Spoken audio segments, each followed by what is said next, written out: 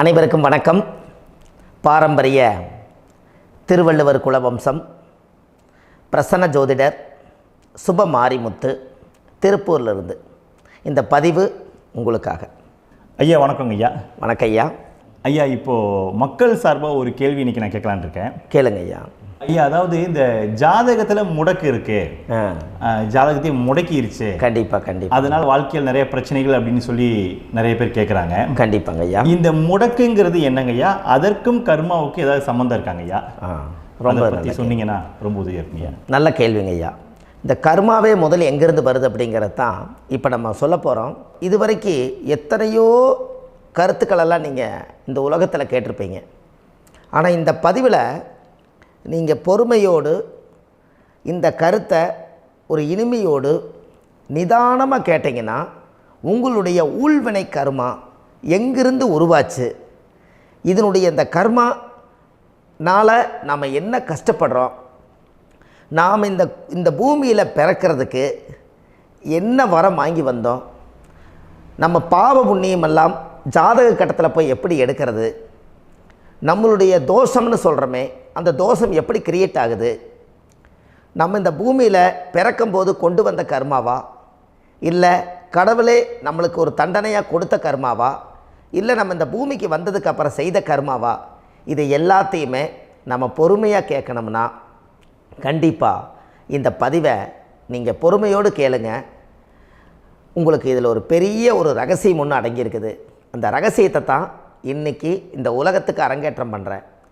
இந்த முடக்கு நம்ம ஐயா கேட்டதில் ஒரு அற்புதமான ஒரு விஷயம் என்ன அப்படின்னு கேட்டிங்கன்னா, முடக்குங்கிறது அந்த காலத்தில் பெரிய திறமையை கட்டி போட்டு வச்சுட்டா நம்மனால் அது இயங்க முடியுமாங்க? முடியாது இல்லைங்களா ஐயா? முடியாது. அப்போது அதே மாதிரி ஜாதக கட்டத்தில் நமக்கு வேண்டிய யோகத்தை கடவுளே நம்மளுக்கு நாம் செய்த பாவத்தினால அது முடக்கி வச்சிருச்சுன்னா அந்த பாவகத்தை அந்த ஜாதகர் அனுபவிக்க முடியுமா? அனுபவிக்க முடியாது. அப்போது அந்த அனுபவிக்க முடியாமல் வெளி உலகத்தில் போய் நம்ம தேடி போன பிறவியில் செய்த பாவத்தை இந்த பிறவியில் நீங்கள் தேடி கண்டுபிடிச்சி வாழ்க்கையில் நீங்கள் எப்போ மேலுக்கு வர்றது? அப்போது அந்த கர்மா 12 ராசி கட்டத்துக்குள்ள 27 நட்சத்திரத்தில் 9 கிரகங்களுக்குள்ள ஒரு பெரிய ஒரு ஆத்துமாத்துமான கர்மா, உங்கள் பூர்வ ஜென்ம கர்மா இதுக்குள்ளே எங்கேயோ ஒரு இடத்துல முடங்கியிருக்குது. இந்த முடக்க மட்டும் உங்கள் ஜாதகத்தில் நீங்கள் கண்டுபிடிச்சிட்டிங்கன்னா ஹைலைட்டாக வாழ்கிறதுக்கு, இந்த உலகத்தில் சுதந்திரமான வாழ்க்கை வாழ்கிறதுக்கு ஒரு மிகப்பெரிய பொக்கிஷம் உங்கள் ஜாதகத்துக்குள்ளேயே இருக்குது.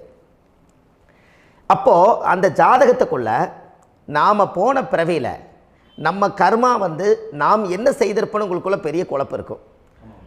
என்னங்க ஐயா, நீங்கள் என்ன கர்மா பண்ணிட்டு வந்தீங்க, நாம் போன பிறவியில் நம்ம யாரை ஒரு வதச்சோம், யாரை நம்ம மனசை புண்படுத்தினோம், நம்ம தாத்தாவுக்கு சோறு போட்டோமா, நம்ம பாட்டனுக்கு சோறு போட்டோமா, நம்ம முப்பாட்டனுக்கு சோறு போட்டோமா, நம்ம கொள்ளுப்பாட்டனுக்கு சோறு போட்டோமா, அப்போ நம்ம அப்பாவுக்கு நம்மளை பெற்றவருக்கு நம்ம சாப்பாடு கொடுத்தோமா, இவங்களுக்கெல்லாம் நம்ம சேவை பணிமடைகள் செஞ்சோமா, நம்மளுடைய உறவுகளுக்கெல்லாம் அரவணைச்சு போனோமா, நம்மளுடைய இந்த மாதிரி நாம் இரத்த சம்பந்த உறவுகளை இருந்து தான் இந்த உலகத்துக்கு நம்ம வெளியில் வந்திருப்போம். அப்போது வெளியில் நீங்கள் நிற்கிறீங்க, அப்படியே மேலே போய் பார்த்தீங்கன்னா ஒரு 7 தலைமுறையில் ஒவ்வொருத்தரும் செய்த கர்மாவெல்லாம் நம்ம பிளட்டு ரிலேட்டிவாக இப்போ நீங்கள் கரண்ட்டில் இருக்கிறவங்க கிட்ட தான் டெபாசிட் பண்ணியிருக்கோம். அப்போ இது தெரியாமல் நாம் ஜாதகத்துக்குள்ளே போய் தசாபுத்தி நல்லா தனுங்க இருக்குது, நான் ரொம்ப கஷ்டப்படுறேன், என் ஜாதகத்தில் போய் பார்த்தேன் எல்லா கிரகங்களும் நல்ல வலிமையாக இருக்குன்னு தான் சொன்னாங்க, ஆனால் இன்னும் என்னுடைய கடன் அடையலை, இன்னும் என்னோடய கர்ம தீர்ந்த மாதிரியே தெரியல, எனக்குள்ளே ஒரு தாட்டு என்னமோ நான் ஒரு பின்தங்கின வாழ்க்கையிலே வாழ்ந்துட்டுருக்கேன் அப்படின்னு நீங்கள் சொல்லும்போது, அப்போ இதையெல்லாம் தாண்டி ஒரு கர்மா உங்களுடைய ராசி கட்டத்துக்குள்ளே எங்கேயோ ஒரு பக்கத்தில் ரகசியமாக புதைஞ்சிருக்கு. அப்போது அந்த ரகசியமாக புதைஞ்சிக்கக்கூடிய அந்த முடக்கு தான் இன்றைக்கி இந்த உலகத்துக்குள்ளே நீங்கள் தெரிஞ்சுக்கக்கூடிய விஷயம். அப்போ அந்த முடக்குங்கிறது ஒன்று உண்மை. இந்த உலகத்துக்கு நம்மளை எல்லாத்துலேயும் நல்லா யோசிச்சு பாருங்கள். 12 ராசி கட்டம் இருக்குதுங்களா ஐயா? ஆமாங்க ஐயா. ஆனால் கிரகம் எத்தனை இருக்குதுங்க? 9 தான் இருக்குங்க ஐயா. ஆமாம், 12 ராசிக்கு 12 கட்டத்துக்கு 12 கிரகம் கொடுத்துருக்கலாமல்ல கடவுள். அப்போ ஏன் 3 கட்டத்தை மட்டும் எம்டி பண்ணி மீதி 9 கிரகத்தை வச்சுக்கிறாருன்னா, அப்போ நாம் செய்த 3 தலைமுறை கர்மாவுக்கு அது எந்த கட்டம் பிளாக் ஆகுதோ அந்த கட்டத்துக்குள்ளே ஏதோ ஒரு ரகசியம் இருக்கிறனால தானே எங்கேயோ ஒரு பக்கத்தில் நீங்கள் கண்டிப்பாக கர்மாவில் மாட்டுவீங்கிறது கடவுளே படைச்சு தானே இதை உருவாக்கியிருக்காரு. 12 ராசிக்கு 12 கட்டம் கொடுத்துருந்தா எங்கே நீங்கள் சுற்றி வந்தாலும் ஏதோ ஒரு வீட்டுக்குள்ளே போய் உட்காந்துக்கலாம்.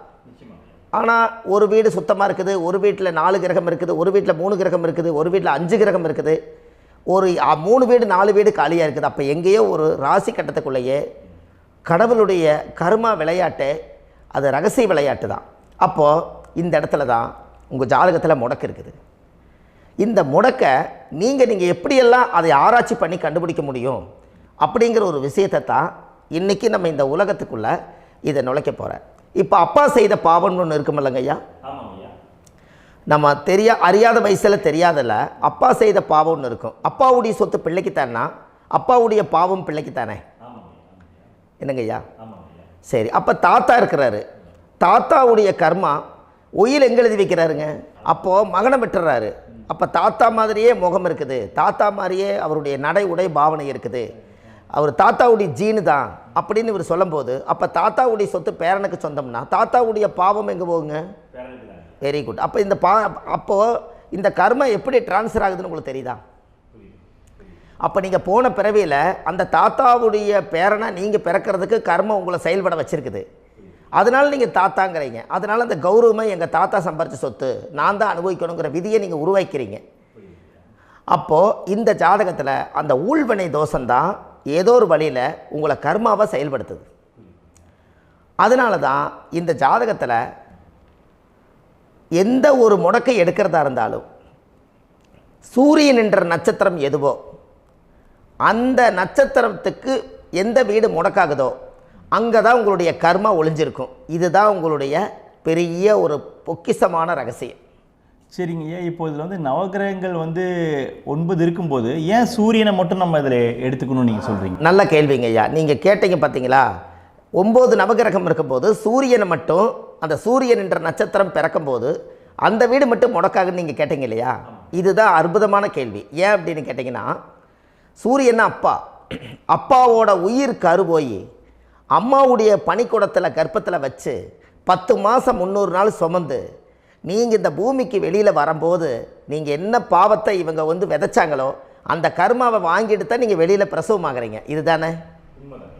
அப்போ சூரியன் என்ற நட்சத்திரம், அந்த சூரியனுங்கிறது உயிர் கருவல்லவா, அப்பாவுடைய உயிரணுக்கள் அம்மாவுடைய கருவிக்குள்ளே போய் நாம் குழந்தை வடிவத்தில் இருந்து 300 நாள் பாவ உன்னித்த பதிவில் ஏட்டு எழுதி ஒரு ஜாதகத்தை கையில் கொடுத்து பிறந்த உடனே உங்களுக்கு ஒரு ஏட்டை பெரட்டி நீ இப்படித்தான் விதி, இனிமேல் இப்படித்தான் நீ வாழணும்னு சொல்லி உங்கள் கர்மாவை நீங்கள் கர்மாவோடு தானே வெளியில் பிறக்கிறீங்க. அப்போ சூரியன் என்ற நட்சத்திரம் தானே இந்த உலகத்துக்கு ஒரு பெரிய ஒரு மகத்துவம். இப்போ பாருங்கள், விடிய வரைக்கும் நம்ம முழிச்சிட்ருக்குறோம், காலையில் சூரிய உதயமானால் அவங்கவுங்க செயல்படுறோம்.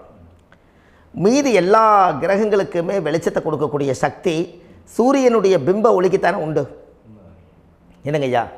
அதனால தான் மேசத்து உச்ச வீடுன்னு சொல்லி மேசத்தை உச்சம்னு சொல்லி சூரிய உச்சத்தை அங்கே தான் வச்சாங்க.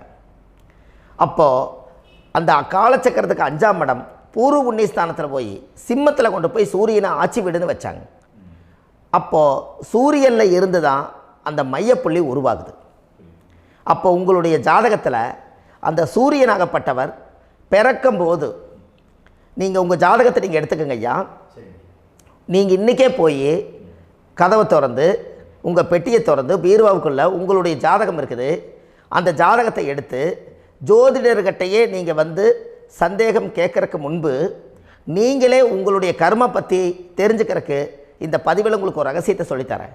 உங்கள் ஜாதகத்தில் இப்போ இது வரைக்கும் ராசி கட்டத்தை நீங்கள் பார்த்துருப்பீங்க, ஆனால் பாதசாரம்னு ஒன்று இருக்கும் இல்லைங்களா? ராசிக்கு பாதசாரம்னு ஒன்று இருக்கும்.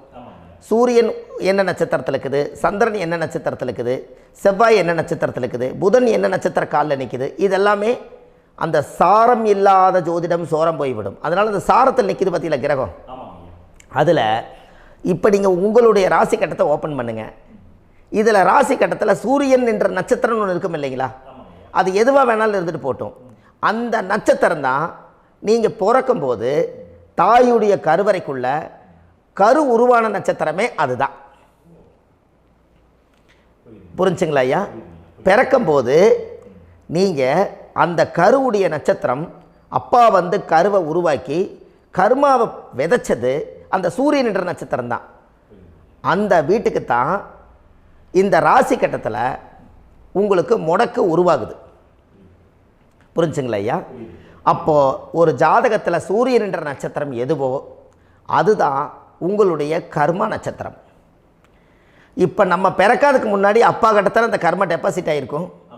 அதை ட்ரான்ஸ்ஃபர் எப்படி பண்ணுறாரு? அவருக்கு ஒரு கல்யாணம் வச்சு அவர் குடும்ப வாழ்க்கையில் வாழ்ந்து நம்மளோட உயிர் கருவை கொண்டு போய் ஊராம் பொண்ணை கல்யாணம் பண்ணி பொண்டாட்டின்னு எடுத்துக்கொண்டு அந்த பொண்டாட்டிங்கிற உரிமையாகி இவருடைய உயிர் கரு உருவாகி வாரிசுகள் வெளியில் வருது. அதானங்க ஐயா? அப்போது அந்த சூரியன் என்ற நட்சத்திரம் தான் இந்த உலகத்தில் ஒரு பிரம்மாண்டமான நட்சத்திரம். இந்த நட்சத்திரம் உங்கள் மனசுக்குள்ளே ஏதாவது இருந்துச்சுன்னா உங்கள் வீட்டில் ஏதாவது ஒரு நல்ல விஷயங்கள் நீங்கள் பண்ணுறதா இருந்தால் அந்த கர்மா நட்சத்திரம் சூரியனுடைய நட்சத்திரம் இருக்குது பார்த்தீங்களா, அந்த நட்சத்திரத்தில் எந்த ஒரு சேவைகளும் செய்யக்கூடாது. அதுதான் கர்மா. அதை போய் நீங்கள் ஆக்டிவேட் பண்ணி விட்டீங்கன்னா அது முன்னோர்களை வந்து நீங்கள் வந்து தொந்தரவு பண்ண மாதிரி. அந்த கர்ம நட்சத்திரம் தான் உங்கள் வாழ்க்கையில் அது புதஞ்சிருக்கிறதா. இப்போ குழந்தை பிறந்தாலோ சீர் சீமந்தங்கள் நீங்கள் செய்கிறதாலோ கல்யாணம் முக்கிறதுனாலோ உங்கள் ஜென்ம நட்சத்திரத்தன்னைக்கு கல்யாணம் பண்ண வேண்டாம்னு சொல்லிக்கிறாங்கல்லங்க.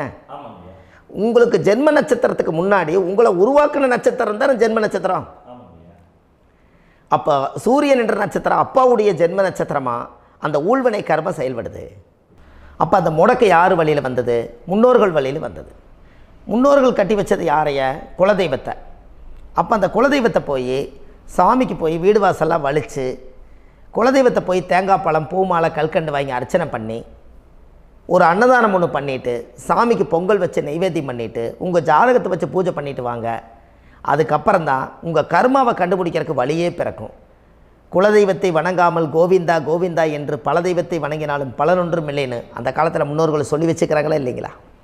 அதனால் கண்டிப்பாக அதை கண்டுபிடிச்சி நீங்கள் அதுக்கு ஒரு நைவேத்தியம் பண்ணால் மட்டும்தான் முதல்ல உங்கள் 5ஆம் பாவம் முன்னோர்கள் அது வேலை செய்யும். குலதெய்வ ஆலயத்துக்கு போயிட்டு வாங்க.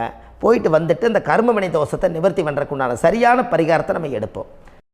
அப்போது உண்மையாலுமே ஒரு ராசி கட்டத்துக்குள்ளே இந்த மாதிரி ஒரு அந்த கர்ம தோஷம் இருப்பதனால இந்த கர்மா தோஷத்துக்கு அந்த முடக்க தோஷங்கிறத நீங்கள் எடுத்து அதை கண்டுபிடிச்சி அந்த சூரியன் என்ற நட்சத்திரம் எந்த ராசி கட்டத்தில் போய் முடக்காயிருக்குதோ அந்த முடக்கு எந்த பாவகம் வந்து நம்மளுக்கு லாக் ஆகிருக்குதோ அந்த பாவகத்துக்கு உண்டான பரிகாரங்கள் அதுக்குரிய ஸ்தலங்கள் அந்த கோவில்களில் போய் சுவாமிக்கு தேங்காய் பழம் பூமாலை கல்கண்டு வாங்கி அர்ச்சனை பண்ணி நீங்கள் இந்த கோவிலுக்குள்ளே போய் உட்காந்து சாமி கும்பிட்டு வந்தீங்கன்னா உங்களுடைய ஜாதகத்தில் இருக்கக்கூடிய அந்த முடக்கு தோசை நீங்கி வாழ்க்கையில் நீங்கள் எதை சாதிக்க வந்தீங்களோ அந்த சாதனையை நீங்கள் சாதிச்சிட்ருப்பீங்க.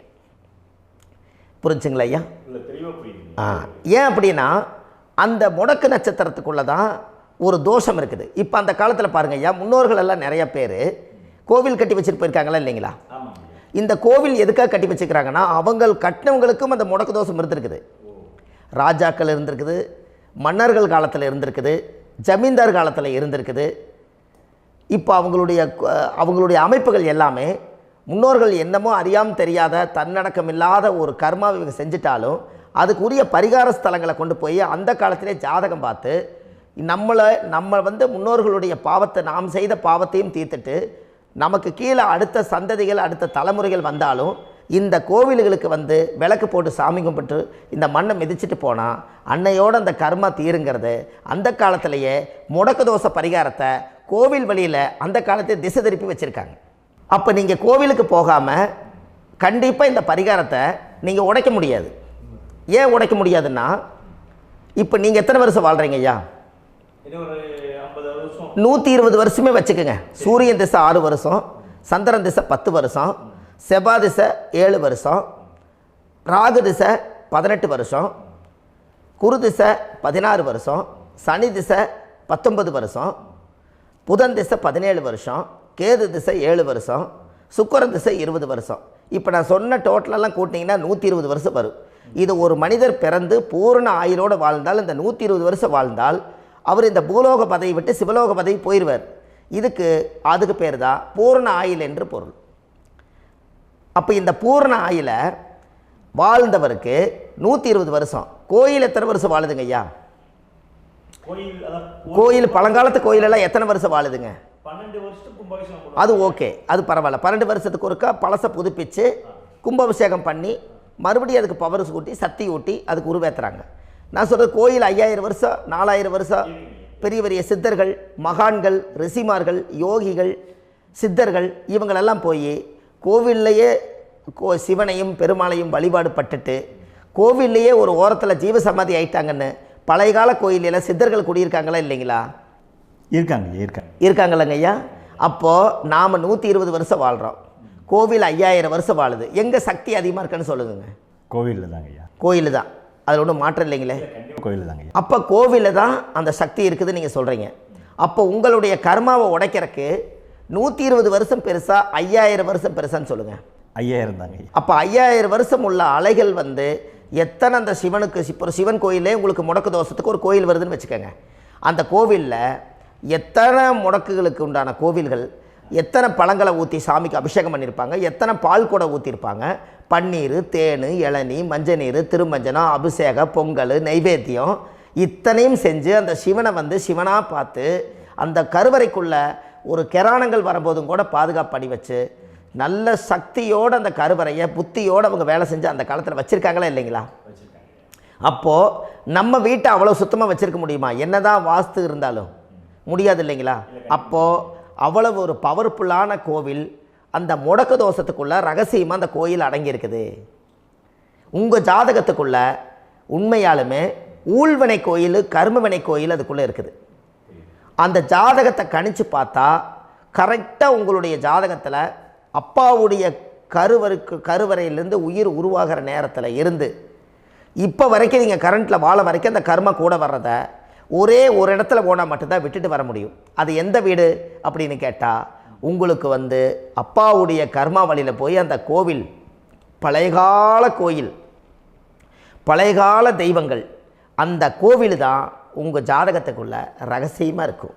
அது ஏன் இந்த பதிவில் உங்களால் சொல்ல முடியாது அப்படின்னா, இந்த பதிவில் ஏன் உங்க சொல்ல முடியாதுன்னா உங்கள் ஜாதகம் தெரியாமல் என்ன கோயிலை நீங்கள் சொல்லுவீங்க? இப்போ பொதுவாக ஒரு நட்சத்திரத்துக்கு ஏதோ ஒரு கோவிலை அவங்க சொல்லி நீங்கள் போயிட்டு வர்றீங்கன்னு வச்சுக்கோங்க. ஆனால் அது வேலை செய்யலைன்னா நம்மளுக்கு என்னங்க இவ்வளோ கஷ்டப்பட்டு போய் அதை பலனடையிலேன்னு கேள்வி கேட்டக்கூடாது.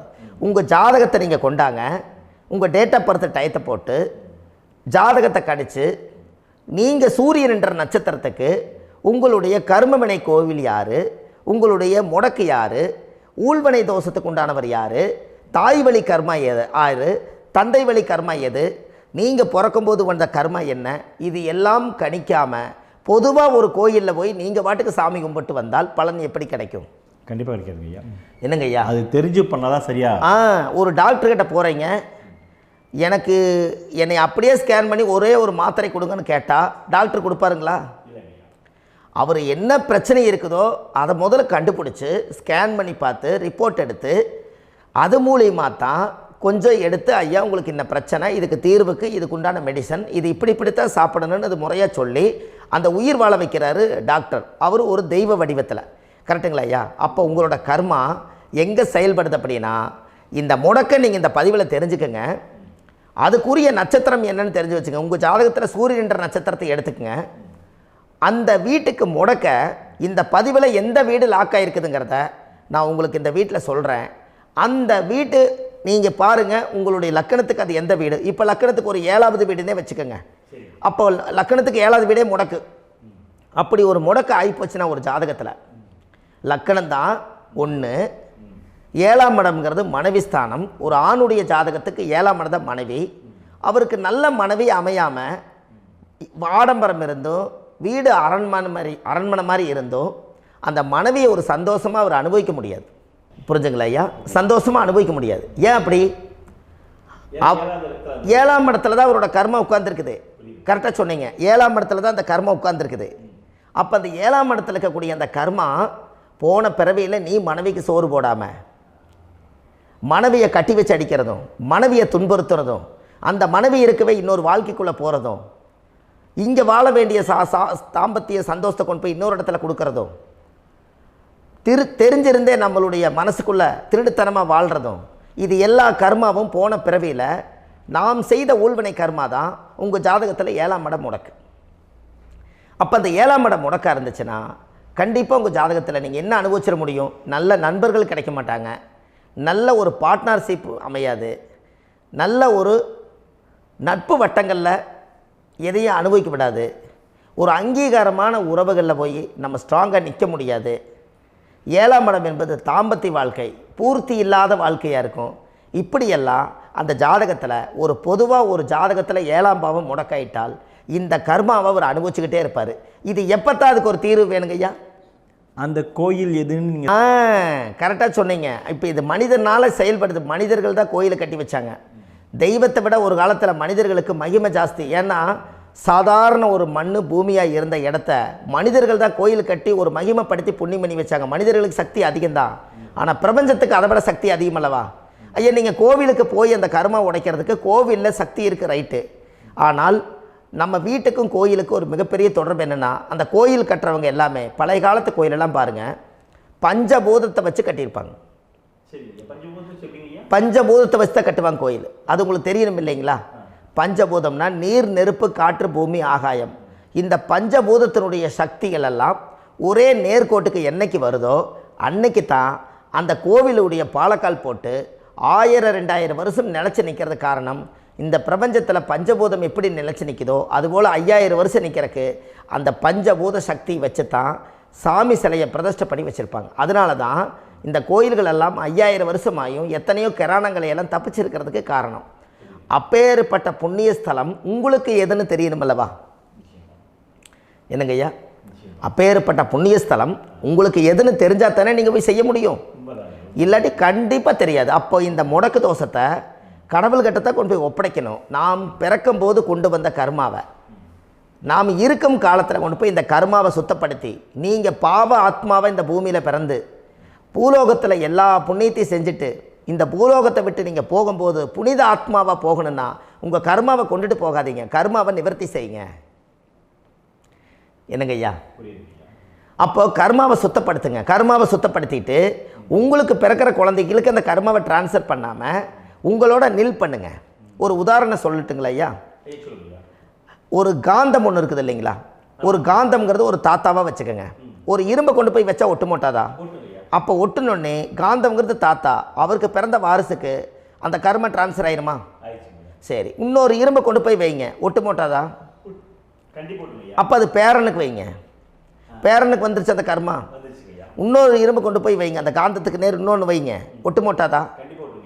அப்போ அதை கொண்டு போய் நம்ம கொள்ளு பேரனுக்கு வைங்க. இப்படியே டிரான்ஸ்ஃபர் ஆகி தலைமுறையாக இந்த கர்மா தொடர்ந்துக்கிட்டே இருக்குது.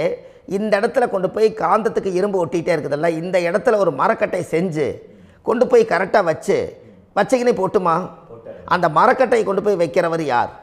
மரக்கட்டை வச்சுட்டு அடுத்த வாரிசு புனிதமாக பிறந்துட்டு அந்த மேலே இருக்கிற கர்மாலாம் இந்த அடுத்த இதுக்கு வராதில்ல. இதுதாங்க ஐயா கர்மா. தொடர்ந்து வரக்கூடிய கர்மாவை அதை நில் பண்ணணுங்கிறதுக்கு பேர் தான் இந்த உதாரணத்தை சொன்னவங்களுக்கு. அப்போ நாம் இந்த பூலோகத்தில் நம்ம ஒரு தாயுடைய கருவறையில் இருந்து தொப்புள் கொடி அறுக்கும் நேரம் நாம் என்ன கர்மாவை வாங்கி வந்திருந்தாலும் அதையெல்லாம் ஆராய்ச்சி செய்து ஜாதகத்தில் முழுமையாக கண்டுபிடிச்சி ஒரு காலம் இல்லைனாலும் ஒரு காலம் நம்ம நல்லா இருக்கிறதுக்காக, நம்ம வாரிசுகள் எல்லாம் நலமடைஞ்சு வளமடைஞ்சு வர்றதுக்காக இந்த கர்மா தோஷத்தை கரெக்டாக கண்டுபிடிச்சி சரியான கோவிலுக்கு போய் நீங்கள் கர்மாவை நிவர்த்தி பண்ணி அங்கே பூஜை புனஸ்தானங்கள், சகசரநாம பூஜைகள், ஓமங்கள், வழிபாடுகள் இதெல்லாம் நீங்கள் செஞ்சு உங்களுடைய பாவத்தை எல்லாம் கழித்து உங்கள் ஜாதகத்தவே யோகமாக மாற்ற முடியும். கண்டிப்பாக மாற்ற முடியும். ஏன்னா நம்ம யாரை நம்பி செய்கிறோம்? சரியான கடவுள்கிட்ட வழிகாமிக்க போகிறோம். அப்போ கடவுள் பொய்யாயிருவாரா? ஐயா நம்ம அதாவது அந்த காலத்தை சொல்லுவாங்க, சத்தியுள்ள சாமி கும்பிட்டு புத்தி உள்ள உள்ளே பெக்கணும்னு சொன்னாங்க. 16 வதபதன்னு பெக்கலை, எல்லாம் அறிவோடு பெற்றாங்க. அதனால் எல்லாமே தாய் தந்தைகள் பேச்சை கேட்டாங்க. அன்றைக்கி எல்லாருமே தாய் தந்தைகளுக்கு தூணாக நின்னாங்க. அப்போ அந்த காலத்தில் சத்தியுள்ள சாமி கும்பிட்டு புத்தி உள்ள உள்ளே பெக்கணும்னு சொல்லி அன்றைக்கி அறிவோடு பெற்று இந்த கர்மாவை ஆளுக்கு ஒரு கர்மாவை டிரான்ஸ்ஃபரை பிரித்து எல்லாரும் சுத்தப்படுத்தினாங்க. இன்றைக்கி நம்ம ஒரு குழந்தை 2 குழந்தை பெற்று வச்சுருக்கோம். அவங்களுக்கே இவ்வளவு கர்மா வந்துருச்சுன்னா இந்த குழந்தைகளுக்கு என்னைக்கு இந்த கர்மாவை போய் கண்டுபிடிச்சி நீங்கள் எப்போ சரி பண்ணுவீங்கன்னு. அப்போ இந்த வாழ்க்கையில் ஏதோ ஒரு பிரபஞ்ச சக்தி நம்மளை அறியாமல் என்னமோ ஒரு இயக்கத்தில் கொண்டு போய் விட்டுருச்சுங்களா? அப்போ இனிமேலாவது இந்த கர்மாவில் இருந்து கண்டிப்பாக நம்ம நிவர்த்தி ஆகணும்னு சொன்னால் இந்த முடக்கு தோஷத்தை யாரெல்லாம் கண்டுபிடிச்சி இந்த ஊழ்வினை கர்மாவில் இருந்து நாம் கருவறையில் சுமக்கும் போது 10 மாதம் நீங்களாம் என்னென்ன நினச்சிருப்பீங்க? அதாவது கருவறைக்குள்ள கருப்பாக ஒரு பிண்டம் இடப்பக்கம் கிடக்கையில் இந்த பூமிக்கு வரும்போது நீங்கள் என்னென்ன நினச்சிருப்பீங்க? இந்த பிறந்ததுக்கு அப்புறம் வந்து தான் அம்மா தெரியுது, அப்பா தெரியுது, தாத்தா தெரியுது, பாட்டி தெரியுது, இந்த உலகத்தில் கண்கொள்ளாத காட்சிகள் எல்லாம் தெரியுது, எல்லாம் தெரியுது. ஆனால் 10 மாதம் உங்கள் வாழ்க்கையில் நீங்கள் இருக்கும்போது நீங்கள் என்னென்னலாம் நினச்சி இந்த பதிவில் இறைவன் கொடுத்தாரோ அதையெல்லாம் அனுபவிக்கத்தான் வந்தீங்க. அதுக்கு இடையில இருக்கிறதான கர்மா. இந்த ஒரு விஷயம் உங்களுக்கு கிடச்சிருச்சுன்னா நீங்கள் எல்லாருமே ராஜயோகமாக பிழைப்பீங்கள்ல. இதில் ஏழை பணக்கார யாரையுமே சொல்ல வரல. அவங்க பிறக்கும்போது புண்ணியத்தை பொறுத்து தான் போன ஜென்மத்தில் நம்ம என்ன புண்ணியங்கள் பண்ணி வச்சோமோ அந்த புண்ணியத்தில் இன்றைக்கி நல்லா வாழ்கிறாங்க. ஒருத்தர் கேட்டார், என் ஜாதகத்தில்ங்க எங்கூட படித்தவர் இடம் வாங்கிட்டார், வீடு வாசல் கட்டிட்டார், தொழில் பண்ணிட்டார், நல்லா இருக்கார், ஆனால் நான் இன்னும் அப்படியே தான் இருக்கிறேங்கன்னு ஒருத்தர் கேட்டார். அதுக்கு ஒரு கருத்து என்னென்னா, டேட் ஆஃப் பர்த் ஒன்று தான், டைம் ஒன்று தானே வச்சுக்கோங்க. அவங்க அப்பா செஞ்ச புண்ணியம் வேறு, நீங்கள் செஞ்ச பாவங்கள் வேறு. அவர் செஞ்ச புண்ணியத்தினால அவருக்கு எல்லாமே முன்னாடி கிடைக்கிது. நீ கர்மாவெல்லாம் கழிச்சிட்டினா பின்னாடி கிடைக்க போகுது. இதில் மற்றவங்களை பற்றி வேற்றுமையாக நினைக்கிறதுல எந்த ஒரு இதுவுமே இல்லை. அப்போ ஒருத்தர் பார்த்து ஒருத்தர் வாழ வேண்டாம். உங்களுடைய சுய அறிவை வச்சு இந்த பூலோகத்தில் இந்த பூமியில் நீங்கள் 4 தெரிஞ்சு நல்ல விதமாக கற்றுக்கிட்டு இந்த உலகத்தில் சிறப்பாக வாழ கற்றுக்குங்க. அதுக்கு அந்த ஊழ்வினை தோஷத்தை கண்டுபிடிங்க. உங்களுக்குன்னு ஒரு முடக்கு இருக்குதுங்கிறத இன்றைக்கி நீங்கள் எழுதி வைங்க. அதை எப்படியாவது கண்டுபிடிங்க, அதை தேடுங்க. ஒரு முறை நீங்கள் ஜாதகத்தை கொண்டு வாங்க. அந்த ஜாதகத்தை கொண்டு வந்து உங்கள் பாவகத்தில் எத்தனாம் பாவம் முடக்காயிருக்குதுன்னு பாருங்கள். அந்த பாவகம் முடக்காயிருச்சுன்னா உங்கள் வாழ்க்கையில் அதிலிருந்து உங்களால் வெளியில் வரவே முடியாது, கண்டிப்பாக வர முடியாது. அதை நீங்கள் கண்டுபிடிச்சா மட்டும்தான் நீங்கள் மேலே வர முடியும். ஏன்னா நிறைய பரிகாரங்கள், பூஜைகள், யாகங்கள், ஓமங்கள் எல்லாம் செய்து வச்சும் கூட அந்த கர்மவினைக்கு உண்டான கோவிலுக்கு போய் அந்த 5000 வருஷ பழமை வாய்ந்த தெய்வத்துக்கிட்ட போய் நீங்கள் முறையிட்டு விளக்கு போட்டு உங்கள் கர்மத்தை எல்லாம் நான் நீ தான் தீர்த்து கொடுக்கணும்னு சொல்லி நம்பிக்கையோடு நீங்கள் போய் அந்த சரணாகதி அடையிறீங்க பாருங்கள், அங்கே தான் உங்கள் கர்மாவை எடுத்து விடுறாரு. அப்போ இந்த ரகசியம் உங்களுக்கு வேணுமல்லவா? அப்போ உங்கள் ஜாதகத்தில் எங்கே முடங்கி அதுக்குரிய கோவில்கள் எல்லாம் என்ன, அதுக்கு தான பரிகாரம் என்ன, அதுக்கு நீர் பரிகாரம் என்ன, யாத்திரை பரிகாரங்கள் என்ன, நீங்கள் வீட்டில் இருந்தே செயல்படுத்தக்கூடிய பரிகாரங்கள் என்ன, பரிகாரம் கோவிலுக்கு போய்த்தான் நடக்குமா, இல்லை நாம் வீட்டில் வச்சு வணங்குறதுனால நடக்குமா, நாம் செய்யக்கூடிய தர்ம பரிகாரங்கள் என்ன, தான பரிகாரங்கள் என்ன, இப்படி பல விதமாக இருக்கிறனால உங்கள் ஜாதகத்துக்கு எந்த மாதிரி பரிகாரம் கனெக்ட் ஆகுதுங்கிறது தெரியணும். இது தெரியாமல் கண்டிப்பாக உங்களால் செயல்படுத்துறது ரொம்ப கஷ்டம். இதனால் இதை நீங்கள் தெரிஞ்சுக்கணும்னா இப்போ நம்ம பாருங்கள், நீங்கள் அந்த தெரிஞ்சுக்கிட்டாலே உங்கள் வாழ்க்கையில் ஒரு டைம் தான் நீங்கள் தெரிஞ்சுக்க போகிறீங்க. உங்களுடைய கர்மா என்ன, நீங்கள் எங்கே செயல்பட்டு போயிட்டுருக்கிறீங்க, உங்கள் போகிற பாதை சரியா இல்லை அந்த பாதையில் முள்ளு கல் இருக்குதா, இது எல்லாம் உங்களுக்கு தெரியலனா இந்த முடக்கை கண்டுபிடிக்கக்கூடிய சக்தி வாய்ந்த இந்த கர்மாவை நிவர்த்தி பண்ணுறதுக்கு வழிகள் இருக்குது. அதனால் நீங்கள் கண்டிப்பாக இந்த முடக்கை தெரிஞ்சுக்கணும். இந்த முடக்கு ராசினா என்ன உண்மையாலுமே உங்கள் வாழ்க்கையில் நீங்கள் தெரிஞ்சு இனிமேல் உங்கள் வாழ்க்கையில் இதுவரையிலும் கர்மாவுக்குள்ளேயே கஷ்டப்பட்டீங்க, வழி தெரியாமல் கண்ணை கட்டி காட்டில் விட்ட மாதிரி இருந்தீங்க. இனி அப்படி இருக்க வேண்டாம். உங்கள் ஜாதகத்தில் 12 ராசி கட்டத்தில் 9 கிரகம் போகும், மீனி 3 கிரகம், 3 கட்டம் உங்களுக்கு எங்கேயோ ஒரு பக்கத்தில் 3 கட்டம் எம்டியாக தான் இருக்கும். கரெக்டுங்களா? அது இல்லாமல் ஒரு ஜாதகம் பிறக்காது. ஏன்னா 9 கிரகத்துக்கு 9 கணக்கு போட்டால் 3 கட்டம் எம்டியாக தான் நிற்குது. அந்த கட்டத்துக்குள்ளே எந்த நட்சத்திரத்தில், எந்த சாரத்தில், எத்தனாவது டிகிரியில், எத்தனாவது பாதசாரத்தில், எத்தனை வெகுளையில், எத்தனை செகண்டுக்குள்ளே இந்த கர்மா உள்ளே புகுந்து உங்களை செயல்படுத்துதுங்கிறத கண்டிப்பாக உங்கள் ஜாதகத்தை கொடுங்க. பார்த்து இந்த விஷயத்தை சொல்கிறேன், நீங்கள் அந்த இடத்துக்கு போய் நிவர்த்தி பண்ணிவிட்டு உங்கள் வாழ்க்கையில் கொஞ்சம் காலம் வாழ போகிறீங்க. பாருங்கள், பிறந்ததுலேருந்து 20 வருஷத்துக்குள்ளே இளமையாக வாழ்கிறீங்க, குழந்தையாக வாழ்கிறீங்க.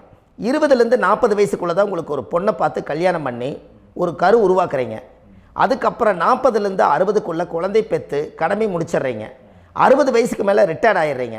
இந்த 20க்கும் 60க்கும் இல்லாத 20லேருந்து இந்த 40 வயசுக்குள்ளே உங்களோட தேடல் என்னவோ அது வாழ வேண்டிய சுகபோகமான வாழ்க்கை எல்லாமே அந்த 40க்குள்ளே தான் இருக்குது. இந்த 40க்குள்ளே இருக்கக்கூடிய வாழ்க்கையை இந்த கர்மா தெரியாமல் காலத்தை வீணாக்க வேண்டாம். வாழ வேண்டிய வயசில் நீங்கள் வாழணும். அதுக்குரிய கர்மாவை நீங்கள் சுத்தப்படுத்துங்க. எப்படியெல்லாம் நீங்கள் சந்தோஷமாக வாழ்கிறீங்கன்னு எனக்கு ஒரு தகவல் கொடுங்க. வேறு லெவலில் நீங்கள் இருப்பீங்க. கண்டிப்பாக இந்த பதிவில் உங்களுக்கு நான் இந்த விஷயத்தை கொடுக்க போகிறேன். இந்த முடக்கு நட்சத்திரங்கள் என்ன அப்படிங்கிறத இந்த பதிவில் நீங்கள் ஒரு நோட் ஒன்று எடுத்துக்கோங்க, குறித்து வச்சுக்கோங்க. இதில் இருந்து அவங்கவுங்களுக்கு முடக்கு நட்சத்திரம் என்னங்கிறத இந்த பதிவில் நான் உங்களுக்கு கொடுக்குறேன். இந்த வீடு தான் அது முடக்குங்கிறத சொல்கிறேன். இதையெல்லாம் நீங்கள் தெரிஞ்சு உங்கள் ஜாதகத்தவே நீங்கள் முடக்கு எடுத்து கண்டிப்பாக உங்கள் வாழ்க்கையில் நீங்கள் நல்லா இருப்பீங்க. அதுக்கு ஒரு நோட் எடுத்து வச்சுக்கோங்க. இது வரைக்கும் கர்மாவை பற்றி நம்ம பேசினோம். உங்கள் ஜாதகத்தில் சூரியன் என்ற நட்சத்திரத்துக்கு தான் முடக்குன்னு சொன்னீங்களே, எந்த வீடுங்கிற ரகசியத்தை இன்றைக்கி நம்ம எல்லோரும் தெரிஞ்சுக்கலாமா? இத்தனை காலமாக நீங்கள் தெரிஞ்சுக்காத ஒரு ரகசியத்தை இன்றைக்கி உங்கள் ஜாதக கட்டத்தில் நீங்களே முடக்க கண்டுபிடிச்சி அதுக்குண்டான பலனை தேட போகிறீங்க. அந்த தேடல் தான் உங்களை கொண்டு போய் உட்கார வைக்க போகுது. ஒரு உதாரணம், உங்கள் ஜாதகத்தில் பாதசாரம் இருக்குது அல்லவா? அந்த பாதசாரத்தில் சூரியன் என்ற நட்சத்திரம், சூரியன் நின்ற நட்சத்திரம் பாதசாரத்தில் கரெக்டாக எடுங்க. உங்கள் வாழ்க்கையில் சூரியன் என்ற நட்சத்திரம் வந்து மூல நட்சத்திரமாக இருந்தால் உங்களுக்கு தனுசு ராசி வீடு தான் முடக்கு ராசி வரும். அப்போ தனுசு வந்து போர்க்கள ராசி, அங்கே தான் வில்லு அம்பு எய்ந்த இடம். வாழ்க்கையில் எல்லாத்தையும் சம்பாரித்து எல்லாத்தையும் தொலைச்சிட்டு உட்காந்துக்கிறனுங்க. இடம் தட வீடு வாசல் சொத்து சுகம் எல்லாத்தையும் இழந்துட்டேன், இனி எல்லாம் கண்ணு போனதுக்கப்புறம் சூரிய நமஸ்காரம் பண்ணி என்ன பண்ணுறது, என் வாழ்க்கையில் இனிமேல் நான் முன்னுக்கே வரமாட்டேங்களான்னு ஜாதகத்தை எடுத்துகிட்டு வருவாங்க. அப்போ தான் கர்மா கழியறக்குண்டான இடத்த கண்டுபிடிக்க முடியும். அப்போ தான் உங்கள் வாழ்க்கையில் ஒரு நல்லது நடக்கும். கவலையே படாதீங்க.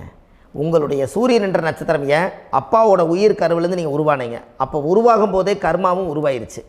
அந்த உருவான இடத்த நீங்கள் கட் பண்ணி உங்கள் ஜென்ரேஷனுக்கு அடுத்ததுக்கு ட்ரான்ஸ்ஃபர் பண்ணாமல் இருக்கோன்னா உங்களுடைய முடக்க ராசிக்கு உண்டான பரிகாரத்தை நீங்கள் செய்யுங்க. கண்டிப்பாக உங்கள் வாழ்க்கையில் ஒரு மிகப்பெரிய மாற்றத்துக்கு வருவீங்க. பூராட நட்சத்திரத்தை பற்றி அடுத்த பதிவில் நம்ம பார்ப்போம். நம்ம ஆன்லைன்லேயே ஜாதகம் பார்க்குறோம். உங்கள் date of birth time place கொடுத்தீங்கன்னா போதும், உங்களுக்கு ஜாதகத்தை கணிச்சு ஃபோன்லேயே உங்களுக்கு கர்ம ராசி கண்டுபிடிச்சி உங்களுக்கு உண்டான கர்ம பரிகாரத்தை சொல்லி உங்கள் வாழ்க்கையில் ஒரு வெளிச்சத்துக்கு கொண்டு வர்றதுக்கு என்றைக்கும் உங்களுக்கு உறுதுணையாக இருப்பேன். நீங்கள் கண்டிப்பாக இந்த பதிவுகள் எல்லாம் இது உங்களுக்காகத்தான். இது அதிகாலை நேரத்தில் பிரம்ம முகூர்த்தத்தில் இந்த பதிவை உங்களுக்கு முழுமையாக சமர்ப்பணம் பண்ணுறேன். இதை கற்று இதை வழி நடத்தி இதைய எப்படியெல்லாம் இந்த முடக்க கண்டுபிடிச்சி இப்படியெல்லாம் பேச வச்சு அழகு பார்க்க நம்ம முன்னோர்களுடைய ஆசீர்வாதமும் இந்த முடக்க கண்டுபிடிச்ச குருமார்களும் அவங்களுடைய குடும்ப பாரம்பரிய வம்சாவளிகளும் எல்லாருமே நல்லா இருக்கணும். அதுக்காக இந்த நேரத்தில் நான் வந்து அடியேன் சுப மாரிமுத்தாக இருந்து திருப்பூர்லேருந்து இந்த பதிவை உங்களுக்கு நான் கொடுக்குறேன். கண்டிப்பாக இந்த முடக்கு கோயிலுக்கு இந்த முடக்கு தோஷத்துக்கு உண்மையான பரிகாரங்கள், எளிமையான பரிகாரங்கள் நீங்களே வாழ்க்கையில் செஞ்சு ஆதிகால பரிகாரங்கள் உங்கள் மனசுக்குள்ளே இருக்குது. அதை செயல்படுத்தினா மட்டும் போதும், வாழ்க்கை எங்கேயோ போயிடும். கண்டிப்பாக ஒரு முறை உங்கள் ஜாதகத்தை அனுப்பி வைங்க, உங்களுக்கு நான் பார்த்து பலன் சொல்கிறேன். இன்றைக்கி நான் கொடுத்த பதிவுகள் எல்லாம் உங்களுக்கு ரொம்ப பயனுள்ளதாக இருந்திருக்கும். உங்களுக்கு இது வரைக்கும் எத்தனையோ கர்ம வினைகளை பற்றி தெரியாமல் இருந்திருப்பீங்க. இந்த பதிவில் நிறைய கேட்டு தெரிஞ்சுக்கிட்டீங்க. இதெல்லாம் வாழ்க்கையில் ரொம்ப முக்கியமான பரிகாரங்கள், எளிமையான பரிகாரங்கள். நேராக நீங்கள் கடவுளைத்தான் கெட்டியாக பிடிக்க போகிறீங்க. அந்த பரிகாரங்கள் எல்லாம் செஞ்சு அதிகாரமாக வாழ்ந்து இந்த பூலோகத்தில் நல்ல சிறப்பாக வாழ்கிறதுக்கு இந்த பரிகாரம் உங்களுக்கு ரொம்ப யூஸ்ஃபுல்லாக இருக்கும். கண்டிப்பாக இந்த பதிவை செய்யுங்க. நம்ம பாரம்பரிய திருவள்ளுவர் குல வம்சம் பிரசன்ன ஜோதிடர் சுப மாரிமுத்து, திருப்பூரில் இருக்கேன். 30 ஆண்டு காலமாக நம்ம ஜோதிடம் பார்த்து கொண்டிருக்கிறோம். இவ்வளவு காலமாக எத்தனையோ ஆயிரக்கணக்கான மக்களுக்கு நம்ம ஜோதிடம் பார்த்து வழிகாட்டி நிறைய மக்களுக்கு நிறைய சேவைகள் செஞ்சுருக்கேன். நிறைய கோயில் கட்டி வச்சுருக்கேன், கும்பாபிஷேகங்கள் பண்ணி வச்சுருக்கேன், அன்னதானங்கள் நிறையா பண்ணி வச்சுருக்கேன், புண்ணிய யாத்திரைகள் நிறைய போய் வந்திருக்கேன். மக்களுக்காகவே நான் உங்களுக்கு உழைக்க தயாராக இருக்கேன். இந்த ஜோதிடம் வந்து என்னுடைய ஒரு பாரம்பரியமாக என்னுடைய அப்பா தாத்தா முன்னோர்கள் இதெல்லாம் எங்களுடைய குலத்தொழில் இது. அதனால் நாங்கள் பாரம்பரியமாக திருவள்ளுவர் குல வம்சம். வள்ளுவர் வாக்குன்னு யூடியூப் சேனலில் போனீங்கன்னா 1000 பரிகாரங்கள் கொடுத்துருக்கேன். அதுவும் உங்களுக்கு ரொம்ப யூஸ்ஃபுல்லாக இருக்கும். வள்ளுவர் வாக்கு அப்படின்னு போடுங்க, அப்படி இல்லைன்னா சுப மாரிமுத்துன்னு போடுங்க. இதில் பரிகாரங்கள் நிறையா கொடுத்துருப்பேன். கண்டிப்பாக இதெல்லாம் நீங்கள் சந்தித்து நீங்கள் ஒரு சப்ஸ்கிரைப் பண்ணி வச்சுக்கோங்க. நான் போடக்கூடிய பதிவுகள் எல்லாமே உங்களுக்கு நோட்டிஃபிகேஷனாக வந்துடும். அதனால் நீங்கள் ஒரு சப்ஸ்கிரைப் பண்ணி வச்சுக்கோங்க. தினமும் ஒரு தகவல் உங்களுக்கு கொடுத்துக்கிட்டே இருக்கேன். இதெல்லாமே உங்களுக்கு ஒரு பெரிய சந்தோஷமான நிகழ்ச்சிகள். என்றைக்கும் உங்களோட நான் வாழ்கிறேன். உங்களுடைய குடும்பத்தில் நான் ஒருத்தராக இருந்து குடும்ப ஜோதிடராக நான் இருப்பேன். கண்டிப்பாக ஆயுளுள்ள வரைக்கும் உங்களுக்காக இந்த ஜோதிடத்துக்கு உழைச்சி உங்கள் குடும்பத்தில் ஒருத்தராக நான் வந்து ஒரு ரத்த உறவில் நான் வந்து இந்த பூர்வ ஜென்மத்தில் உங்களுக்கு நான் கடமைப்பட்டிருக்கேன். கண்டிப்பாக அடுத்த பதிவில் உங்களை நான் சந்திக்கிறேன். வாழ்வது ஒரு முறை, வாழ்த்தட்டும் தலைமுறை. நன்றி, வணக்கம்.